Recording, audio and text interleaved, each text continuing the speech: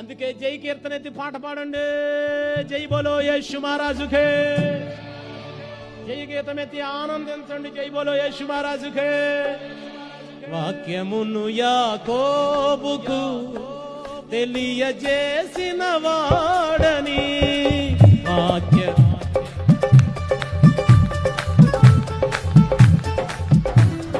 వచన ఏ జనముకి లాగున చేసి ఉండలేదని చేసి ఉండ దేవునికి స్తోత్రము గానము చేయుటయే మంచిది మంచిది. మనమందరము స్తుతి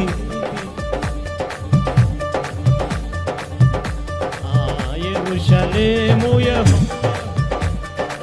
కట్టుచున్నవాడని